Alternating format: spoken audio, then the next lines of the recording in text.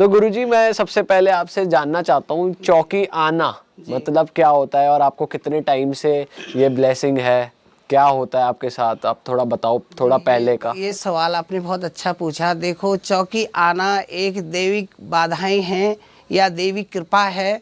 जो देवी देवता का पूजा पाठ करे या उसका भजन करे, मनन करे, उसके ऊपर ये चीज़ें होती हैं।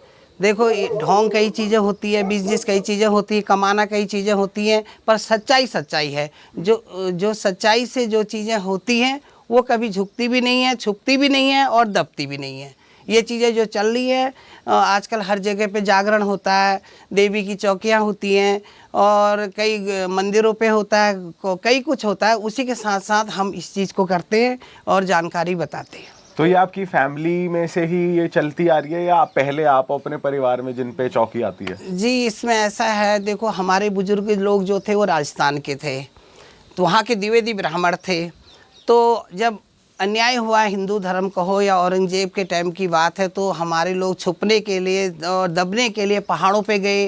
कोई रेल की पटरी पे कट गए, कोई नदी पे डूब गए, उसमें छलांग मार दी कुएं पे, कोई कट गए। तो उसके बाद हम लोग पहाड़ों पे जाके बसे। जहाँ पे वो लोग थे उन्हीं लोगों ने हम लोग को पाला पोसा। तो उनके घरों पे ये चौकियाँ होती थी, वहीं से हमारा आविष्कार हुआ और वहीं से हम लोगों को बताया गया कि ये देवता हैं, पहाड़ों में होते हैं। एक्चुअल देवता देवी भूमि पहाड़, उत्तराखंड में पहाड़ पे होता है ज़्यादातर। हालांकि बालाजी बहुत बड़ी चीज़ है और कीरतपुर है, सरदारों का कीरतपुर है, वहाँ पे हस्तिनापुर में कुरुक्षेत्र जहाँ पे निर्दोष मारे गए थे, वहाँ से उन लोगों का आविष्कार हुआ।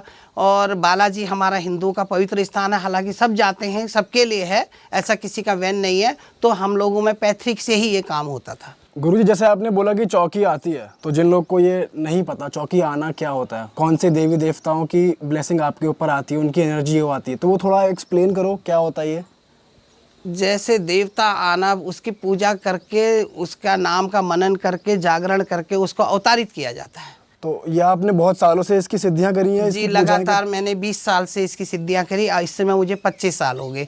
5 साल मेरे माइनस वाले चल रहे हैं। 5 साल पहले से मैं जागरण करता था, रामलीला में रोल किए, पाठ किए और एक बहुत स्किंदा कांड हरिद्वार में कथा करी हमने और दूर दूर तक हमने इस चीज़ का किया। पर अभी जो चौकी लगाई वो मेरी 25 साल की हो चुकी है। अच्छा, आप बता सकते हैं कि कौन से देवी देवता आपकी एनर्जी? हमारे कुमाऊं में जैसे 52 बहनें देवियां हैं 33 करोड़ देवताओं में, उसमें से शेरा वाली है, अन्नपूर्णा, चिंतपूर्णा देवी, पूर्णागिरी माई, सूर्या माता और कोटगाड़ी और गढ़ देवी, भगपति और देवी, जो भी देवियां हैं 9 दुर्गों में से ही एक देवी मेरे पास है, जो हर देवता के साथ एक देवी होती है। जो देवता की मैं पूजा करता हूँ वो गोलू और गंगनाथ जी हैं और हमारे जो गुरु देवता सबसे बड़े वो सैम जी है। सैम जी के आगे कोई बड़ा देवता नहीं है। तो आपके ऊपर तीनों आ जाते हैं या कोई स्पेसिफिक देवता? तीनों, देखो ये बात आपकी बहुत अच्छी है, तीनों देवता एक साथ अवतार नहीं ले सकते हैं। वो जैसी ढपली वैसा राग, जो जिस देवता की परिभाषा चलाई जाएगी, जिस देवता की अवतार कराया जाएगा, जिस देवता को बुलाया जाएगा, उसी देवता को उसके बुलाने के आधार पर प्रकट किया जाता है। जैसे सैम जी हैं, उनके जागरण बड़े उसमें होता है और गंगनाथ और गोलू हैं, महाराज हैं हमारे उत्तराखंड के सबसे गद्दी में इस समय कहना चाहिए कि प्रधानमंत्री वही हैं। तो उनको हम लोग छोटे से एक डमरू कहा जाता है, उसमें अवतारित करते हैं। जो दास लोग हैं और जो पहले से इन चीज़ों को अवतारित करते थे, उसको अपनी भाषा में ढोली भी कह सकते हैं, बेचारे जो बजा के उनको अवतारित करते हैं और हम लोग उसमें अवतार होके उसका अलग अलग हिसाब से अवतार दे के उसकी परिभाषा बताते हैं।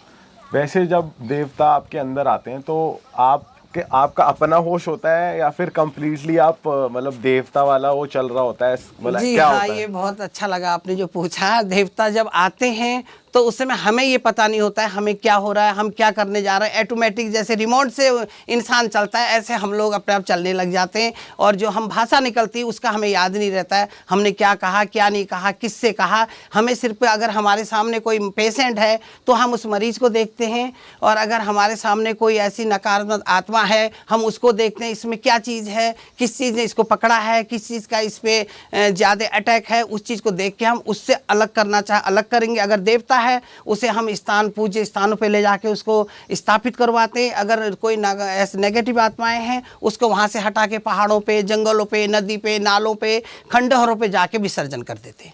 अच्छा,